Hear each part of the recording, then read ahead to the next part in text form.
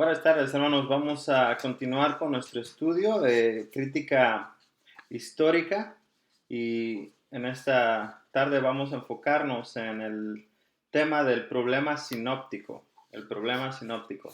Pero antes vamos a orar, vamos a pedir la bendición del Señor y su ayuda en esta clase. Señor, gracias por la oportunidad que nos das de estudiar tu palabra. Ayúdanos, Señor, danos de tu gracia, danos de tu ayuda para poder entender todos estos temas y, Señor, poder estar mejor preparados para poder animar a otros, servir a otros, ayudarles, Señor, a no ser engañados quizás y a nosotros mismos, ayúdanos a crecer, poder conocerte mejor y amar más tu palabra, Señor. Gracias por cada uno de los estudiantes. Ayúdales, Señor, en sus ministerios, sus tareas, sus trabajos. Dales fuerza, dales salud, Señor, y ayúdales a crecer más y más cada día. Nos ponemos en tus manos y te damos gracias por todo en el nombre de Cristo Jesús. Amén. Bueno, hoy queremos estudiar entonces este tema de el problema sinóptico. Comenzamos la vez pasada, la clase pasada, a ver este tema de la alta crítica. La crítica alta es aquella que se enfoca especialmente en estudios relacionados con las fuentes que utilizaron los evangelistas para escribir sus evangelios, ya sea fuentes escritas o fuentes orales, que sería la crítica de las formas, y la crítica de la redacción es la que se encarga del estudio de la obra como un todo. Ya que se terminó, ya que se redactó, que se escribió, entonces la crítica de la redacción se encarga del estudio de los evangelios como productos ya terminados. Pero hoy vamos a comenzar con este aspecto de la alta crítica que es llamado la crítica de las fuentes. La crítica de las fuentes, como vimos la clase pasada, es la que se encarga de estudiar o tratar de descubrir cuáles son las fuentes escritas que los escritores de los evangelios usaron cuando escribieron sus evangelios. Entonces, está asumiendo que había fuentes escritas que ellos utilizaron y lo que quieren descubrir los académicos es básicamente cuáles fuentes usaron y por qué es que tenemos los evangelios en la forma en que los tenemos hoy en día. Y hay dos problemas o dos temas especialmente relacionados con la crítica de las fuentes. Uno de ellos es el llamado problema sinóptico, que es lo que vamos a estudiar hoy. Y otro muy relacionado con este tema es la prioridad o la anterioridad del Evangelio de Marcos, que es la idea de que el Evangelio de Marcos fue escrito antes que Mateo, antes que Lucas, y que tiene prioridad en el sentido de que Mateo y Lucas utilizaron el material de Marcos para escribir sus evangelios. Entonces, esos son los dos temas relacionados principalmente con la crítica de las fuentes. Entonces, lo que vamos a hacer en este momento es enfocarnos en este tema del problema sinóptico. Entonces, si pueden ahí seguir con sus hojas para ir llenando los puntos en blanco que dejamos. Primeramente vamos a ver una pequeña introducción. A lo mejor ustedes ya recuerdan de su lectura en el libro de texto que la designación de los evangelios sinópticos se atribuye a un académico alemán llamado Jacob Griesbach. Él vivió principalmente en el siglo XVIII. Entonces esta designación ya tiene bastante tiempo y generalmente nosotros pensamos en evangelios sinópticos y tenemos la idea de que se llaman así porque fueron escritos desde la misma perspectiva. Y hasta cierto punto eso es cierto, porque cuando uno lee los evangelios, uno puede notar que son muy parecidos. Entonces, en ese sentido, sí se aplica el término sinóptico. Sin embargo, prestar un poquito más de precisión a de dónde fue que salió ese término, por qué se utilizó. La razón principal se atribuye a este académico alemán. Entonces, si siguen en sus hojas, este crítico alemán, Griesbach, sostenía que los cuatro evangelios no se podían tratar juntos, así que separó el cuarto, o sea, el evangelio de Juan, de los primeros tres. Se dio cuenta rápidamente que son muy diferentes los primeros tres evangelios del Evangelio de Juan. Entonces, el inciso C creía que no era productivo tratar de elaborar una armonía de los primeros tres evangelios, porque lo más probable es que no siguieran un orden cronológico. Entonces, en lugar de tratar de tomar las piezas de los diferentes evangelios y ponerlas juntas para ver un relato total, por ejemplo, la alimentación de los 5,000, en lugar de tratar de hacer todo un relato en el que estaba incluyendo los detalles de cada uno de los evangelios, lo que decidió hacer mejor, y ese es el punto D en sus hojas, llegó a la conclusión de que la única cosa posible era arreglar los evangelios sinópticos o Mateo, Marcos y Lucas en forma de una sinopsis. Llegó a la conclusión de que la única cosa posible era arreglarlos en forma de una sinopsis. Y esto viene del griego sun, que significa con o junto a, y opsis de ópticos, o sea, de ver o de mirar. En otras palabras, a la conclusión a la que llegó es la única manera de realmente sacarle provecho es ver los evangelios uno al lado de otro, uno junto al otro. Y de esa idea es donde viene el término sinóptico. La palabra sinopsis tiene diferentes acepciones y si usted lo busca en un diccionario va a encontrar diferentes definiciones, pero una de ellas es que una sinopsis se refiere a un esquema o exposición gráfica de los puntos generales de una materia.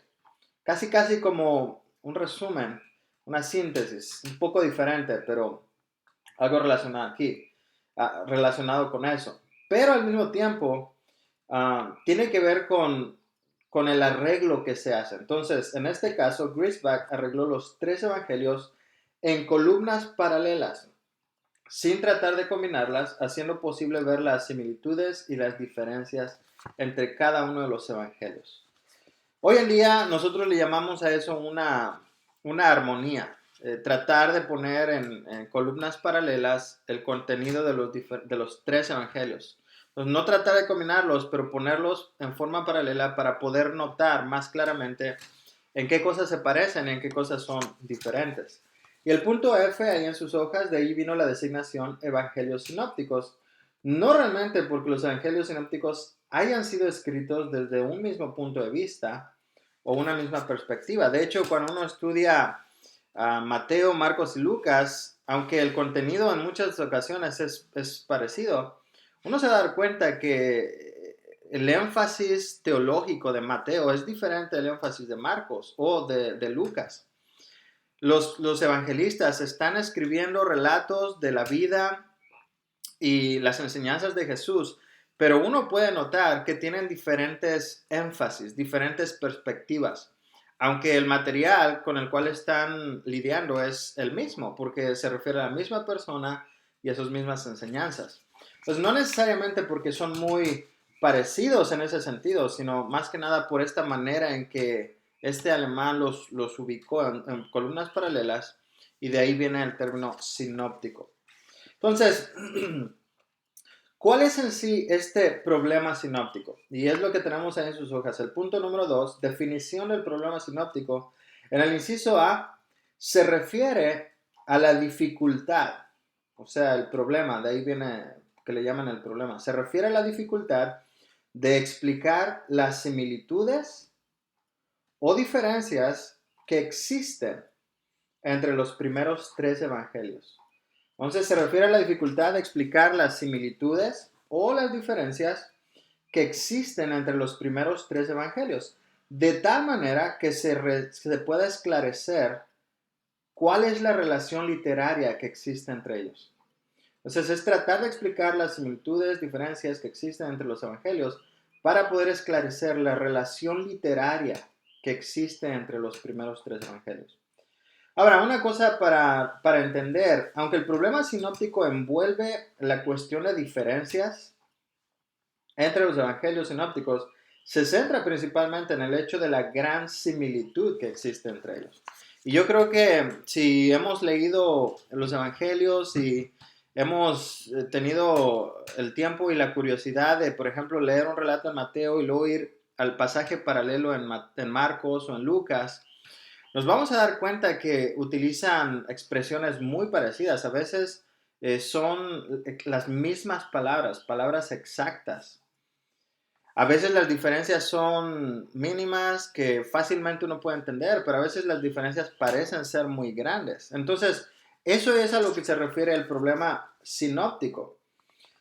Ahora, alguien ha mencionado, como tenemos ahí, ¿verdad? Más que un problema, es un asunto de interés histórico o curiosidad histórica.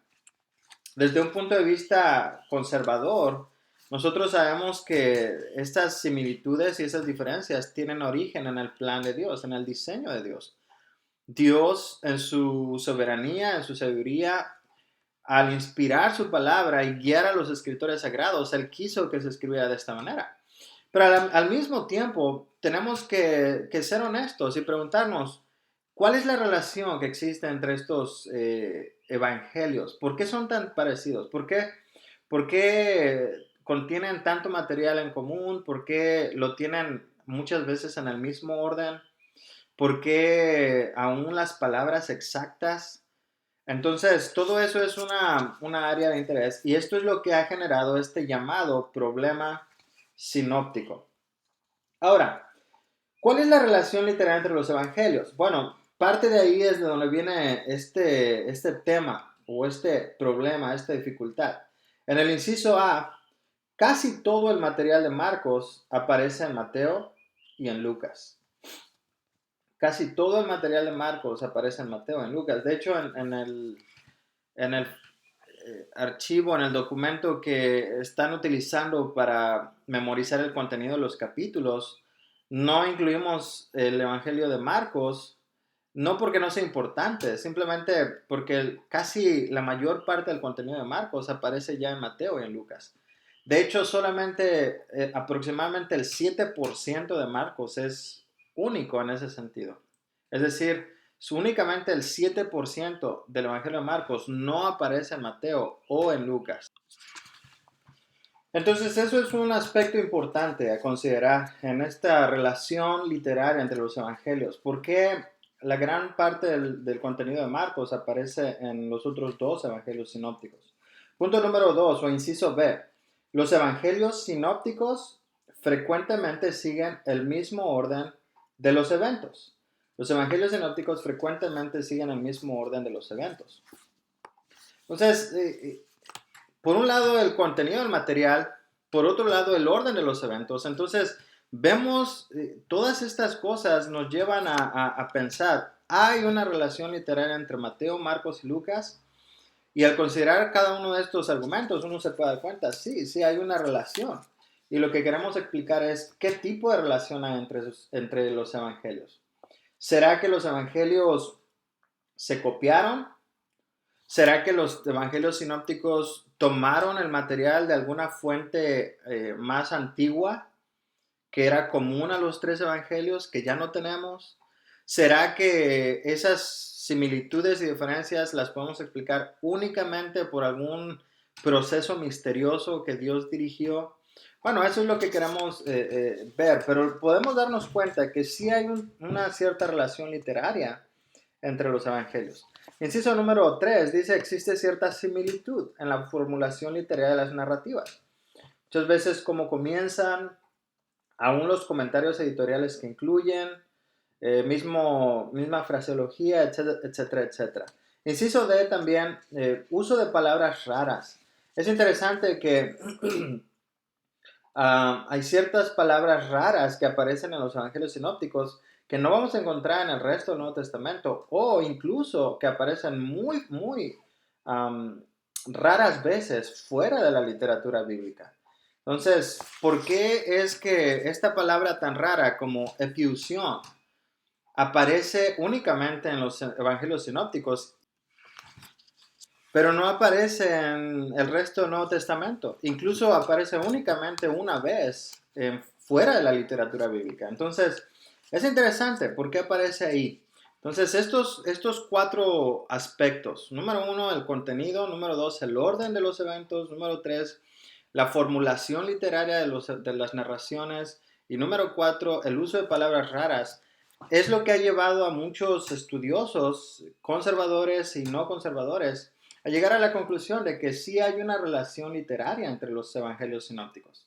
La pregunta ahora entonces es, ¿cuál es la mejor explicación para esa relación literaria? ¿Por qué son tan parecidos y por qué a veces contienen ciertas diferencias? Entonces, si pueden ver ahí en sus hojas, tengo algunos ejemplos y desde luego que no podemos incluir muchos por el tiempo y por el espacio, pero tenemos algunos ejemplos.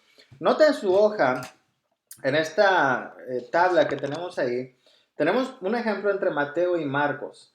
Y nota lo que dice Mateo 24:15. Por tanto, cuando veáis en el lugar santo la abominación desoladora de que habló el profeta Daniel, y luego encontramos esta frase entre paréntesis, el que lea, entienda. Bueno, si vamos a Marcos, que es donde aparece el pasaje similar o paralelo, Marcos 13:14 dice, pero cuando veáis la abominación desoladora de que habló el profeta Daniel, puesta donde no debe de estar, y luego vemos esta frase, el que lee, perdón, entienda. Entonces los que están en Judea huyan a los montes. Pues vemos una fraseología muy parecida, pero específicamente vemos la repetición de esta frase, el que lee, entienda. Pregunta, ¿quién dijo las palabras en paréntesis? ¿Las dijo el Señor Jesucristo o las dijo el evangelista que está introduciendo un comentario editorial en el evangelio?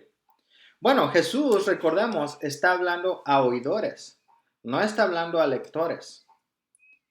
Entonces, si fueran estas palabras de Jesús, al decir, el que lea, entienda, no tendría mucho sentido que Jesús dijera eso cuando está diciendo la gente que lo está escuchando.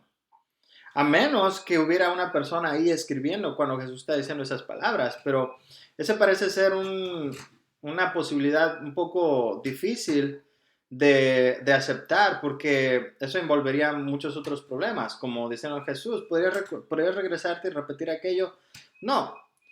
Probablemente entonces la conclusión es que esa frase entre paréntesis, el que lea entienda, no fueron palabras que Jesús dijo a sus oidores, pero fueron palabras que el escritor del Evangelio introdujo como un comentario editorial para los lectores. Por eso dice, el que lea, entienda. Está escribiendo aquí el evangelista y está haciendo un comentario a los que están leyendo estas palabras que él está escribiendo que dijo el Señor Jesús.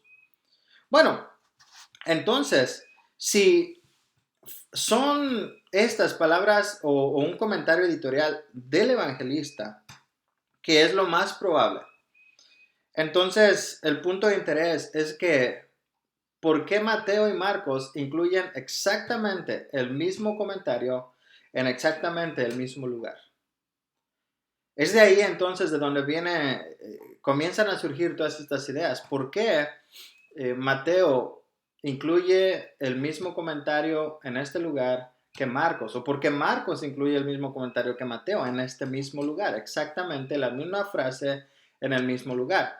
Es probable que ambos hubieran pensado en meter la misma frase, es probable, pero es un poquito difícil pensar que de forma totalmente independiente cada uno de estos dos escritores hubiese decidido introducir esa frase, ese comentario en el mismo lugar.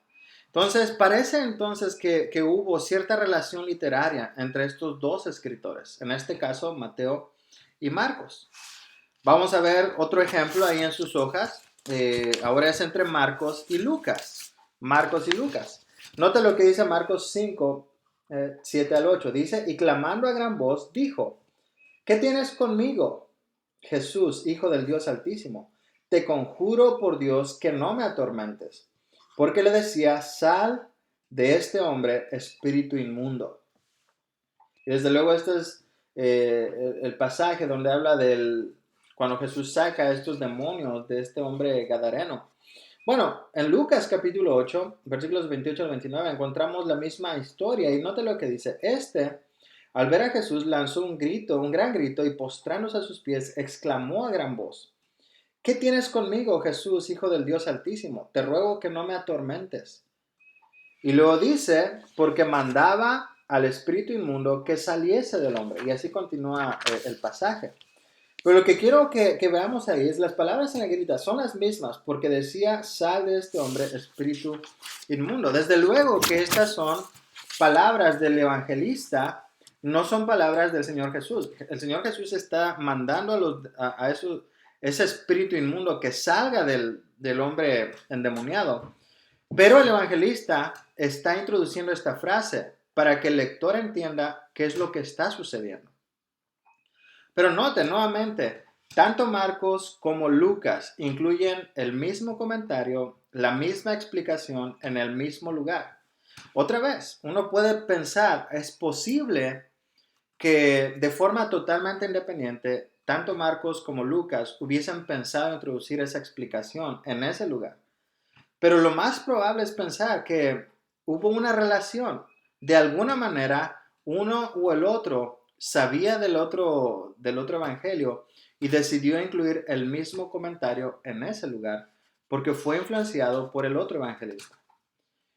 Entonces, vemos aquí este caso de que sí hay cierta relación literaria. Mateo, Marcos y Lucas, vamos a ver un ejemplo más, en el que vemos esta misma situación en los tres evangelios. Note Mateo 9:6, dice, pues para que sepáis que el Hijo del Hombre tiene potestad en la tierra para perdonar pecados, dice entonces al paralítico, levántate, toma tu cama y vete a tu casa.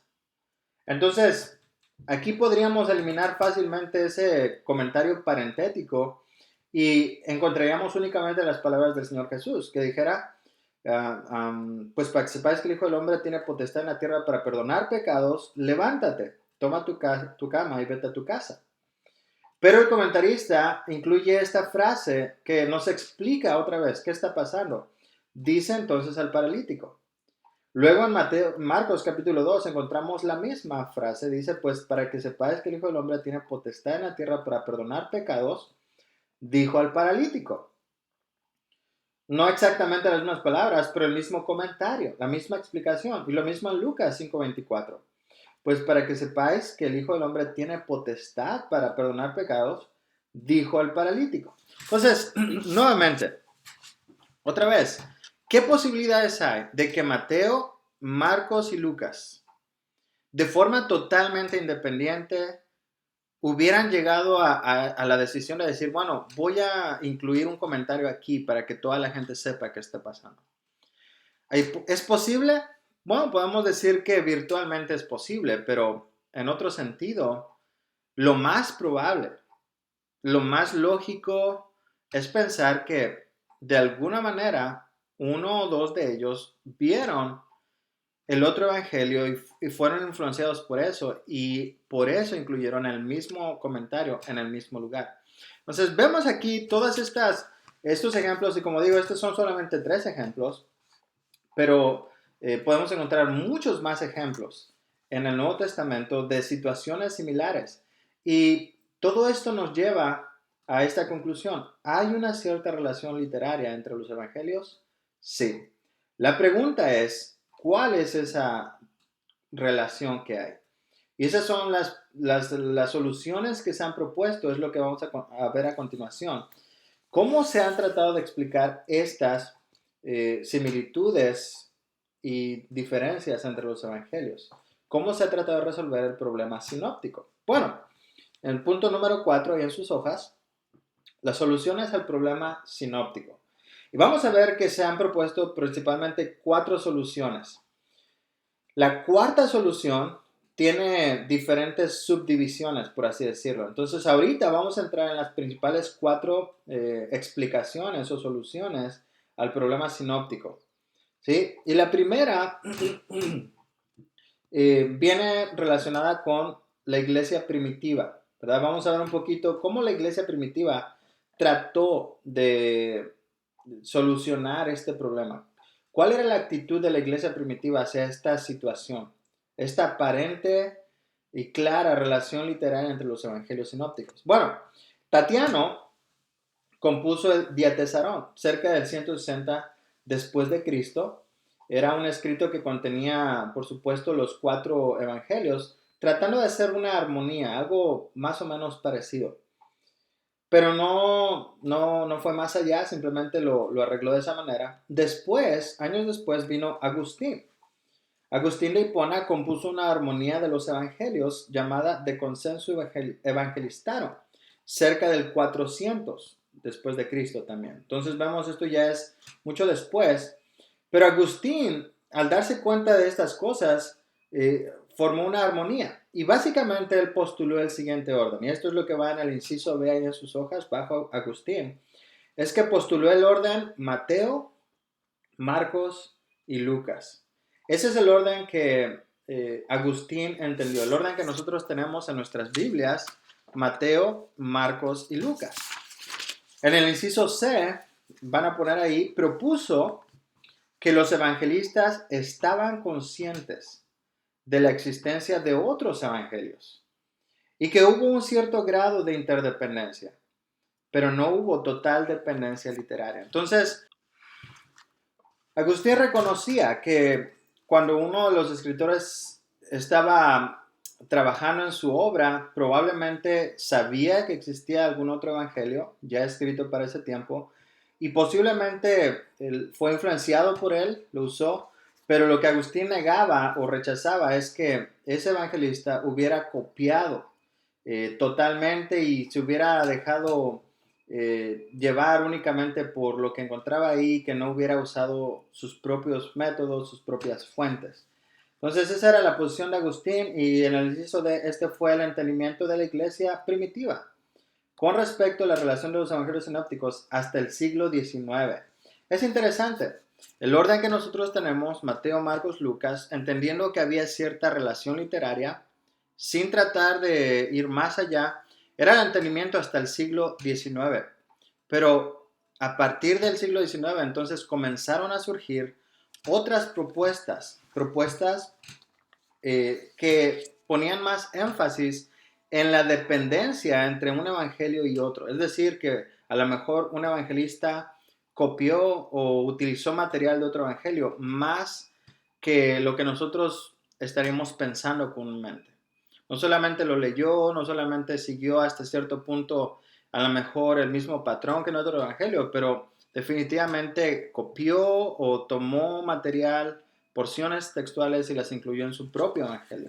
Entonces tenemos aquí 4 propuestas principales de dependencia. Estas son las 4 principales que vinieron después ya del siglo XIX en adelante. Entonces, número 1, tenemos la teoría de un evangelio primitivo. Que fue la primera solución que se ofreció. Probablemente había un evangelio primitivo. Inciso A, ahí en sus hojas. También es conocida como la hipótesis del evangelio original en arameo. Esta teoría también es conocida como el evangelio original en arameo, también llamado Ur-evangelio. Este evangelio original o evangelio primitivo también se le conoce como el Ur-evangelio. Ur-evangelio. Ur-evangelio.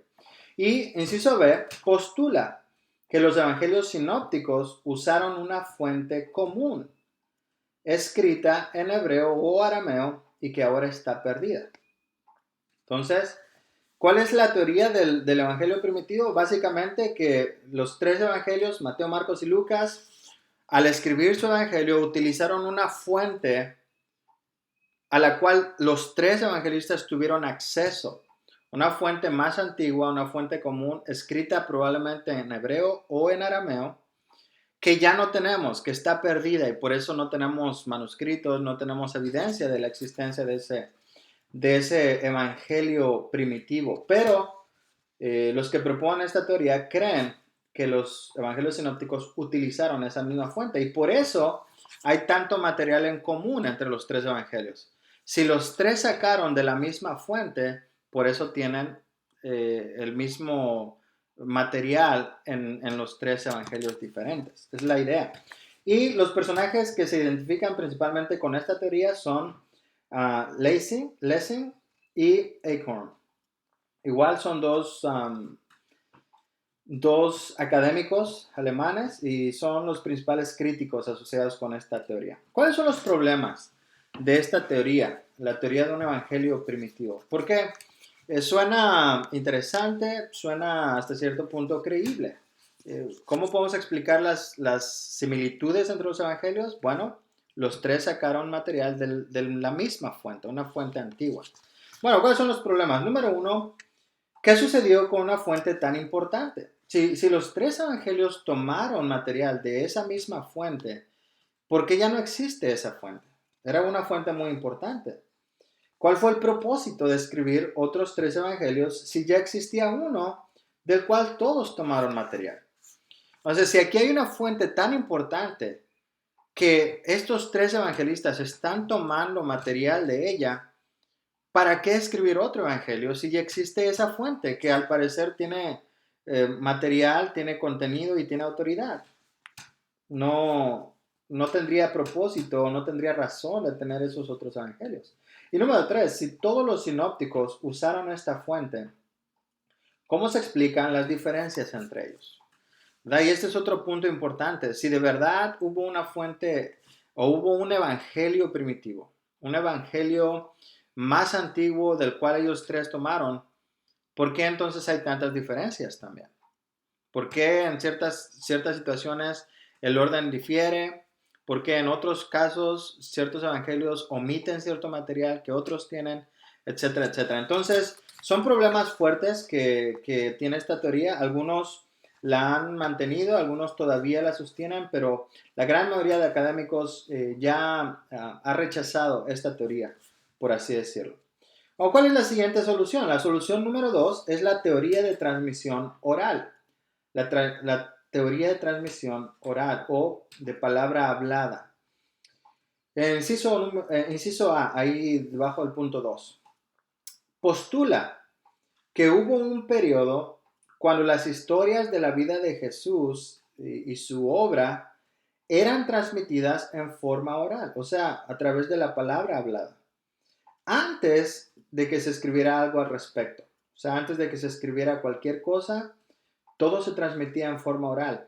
Y esta tradición oral estaba disponible para cada uno de los evangelistas con algunas variaciones locales. Entonces, nota aquí ya la teoría ya no se trata de un evangelio primitivo. Ahora se trata de una tradición oral que estaba disponible para los evangelistas. Y cuando hablamos de una tradición oral, tradición le llamamos así o se le llama así en términos críticos académicos, porque se cree que no era nada más todo lo que la gente decía, sino había un grupo de ideas, de enseñanzas, de eventos, de hechos, que la gente en general reconocía que era parte de lo que había hecho Jesús o lo que había dicho Jesús, y eso era lo que se transmitía en forma oral. Entonces, había ciertas variaciones locales, pero en general era una tradición, era algo, vamos a decir, era un cuerpo de material oral que se pasaba de persona a persona o de comunidad a comunidad. Y esa fue lo que los evangelistas usaron. Y por eso se explica entonces de esa manera que haya tanto material común. ¿Por qué? Porque los tres obtuvieron información de esta tradición oral. ¿Quiénes son asociados con esta tradición? Bueno, tenemos ahí a Herder y Gisler, son asociados con esta teoría. Argumentos a favor de esta teoría. ¿Por qué es una teoría creíble hasta cierto punto? Bueno, es consistente con la tradición oral rabínica. Hasta donde sabemos, la tradición rabínica estaba fundamentada en la transmisión oral de sus enseñanzas. Muchas de las enseñanzas se transmitían a través de la palabra hablada y la comunidad en la que vivió el Señor Jesucristo era una comunidad judía en la cual la gente estaba acostumbrada a pasar la información de esa manera. Y cuando lleguemos a la crítica de las formas, vamos a hablar un poquito más de eso, pero la gente no solamente está acostumbrada, pero tenía ciertas habilidades de recordar las cosas y poderlas transmitir de una forma muy precisa. Entonces, por eso es un argumento creíble. Además, punto número 2.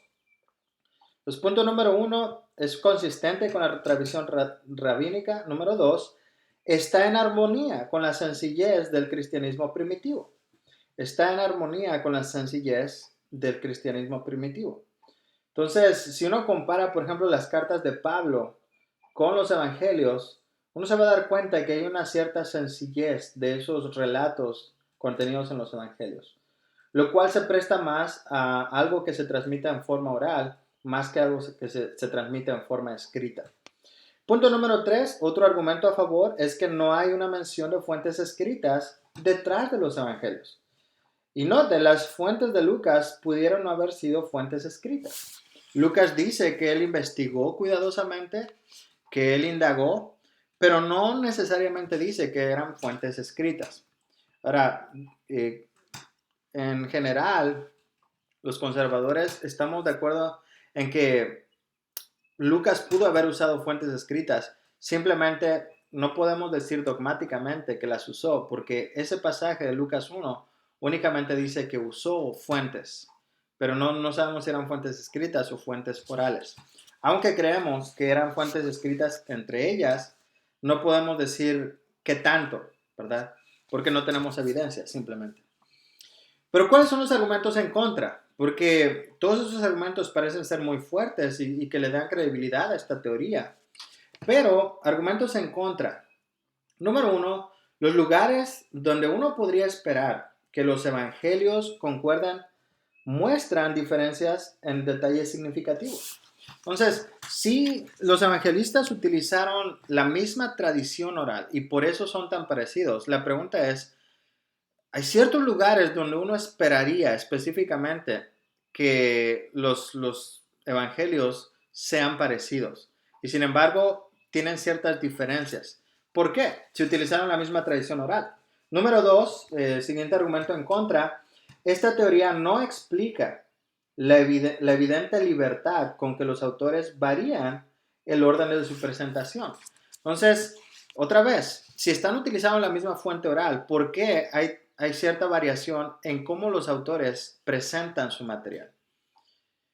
Si estamos hablando de que los judíos y esa comunidad tenía una idea clara de lo que eran las leyes de transmisión oral, y una de ellas es, así como usted recibe el material, así lo va a transmitir.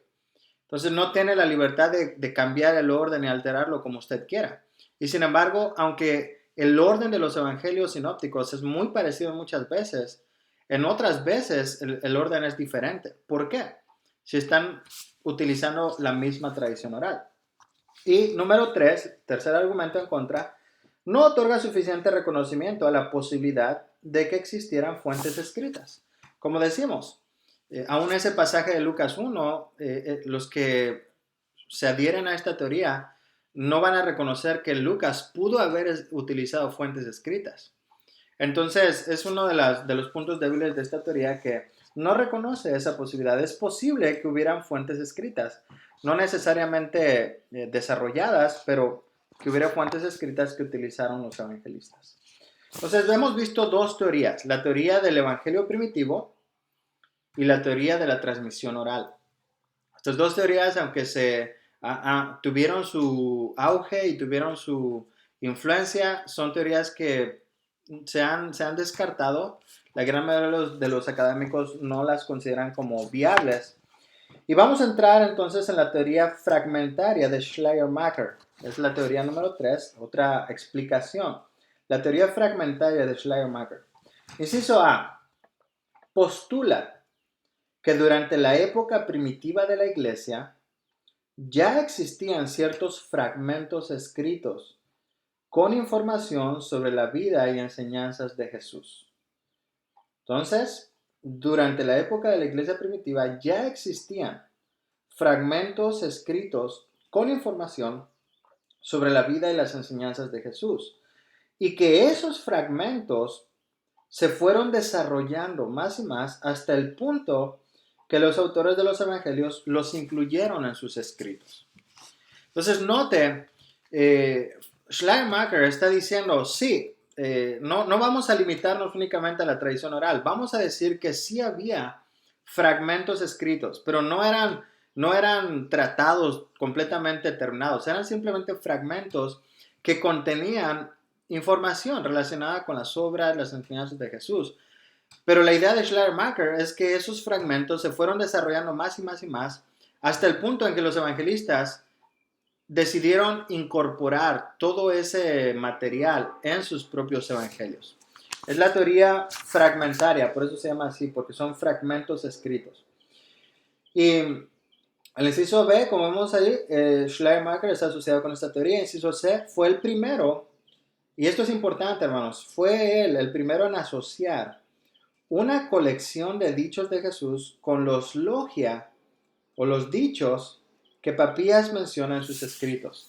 Y si ustedes recuerdan la discusión en Mateo, en Marcos, cuando este padre de la iglesia, Papías, menciona que Mateo, por ejemplo, escribió su evangelio y menciona los logia. Esa es la palabra griega para dichos, de la palabra logos, palabra, y logia o logia es el plural. Entonces, las palabras o los dichos de Jesús. Y vamos a ver después que algunas personas han llegado a decir que hubo otro documento que contenía dichos de Jesús y le han dado otro nombre, etcétera, etcétera. Pero la idea aquí es importante. Schleiermacher fue el primero que asoció esos dichos o logia que Papías menciona en sus escritos con los dichos de Jesús. Y eso es importante porque eso va a tener influencia después cuando lleguemos a la prioridad de Marcos y la existencia del Evangelio Q, etcétera, etcétera. ¿Cuáles son los problemas con la teoría de Schleiermacher, la teoría fragmentaria? Bueno, básicamente hay un problema y es no hay evidencia textual de dichos fragmentos. No hay evidencia textual. En otras palabras, no hay manuscritos. No hay evidencia física que demuestre que existieron esos fragmentos y que fueron desarrollándose hasta el punto en que fueran incluidos en los evangelios de los evangelios sinópticos. No hay. Simplemente no la hay. Y número 4, la cuarta solución que se ha ofrecido es la teoría de interdependencia.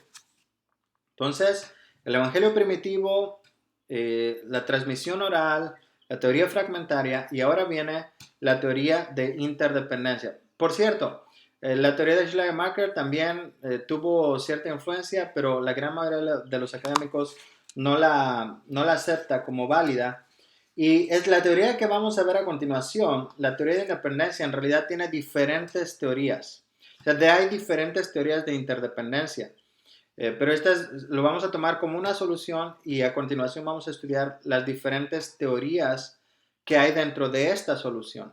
Y es aquí donde la mayoría de los académicos, tanto conservadores como no conservadores, tienen sus posiciones. Y es lo que vamos a ver en un momento. Pero vamos a ver básicamente cuál es la solución de la teoría de interdependencia.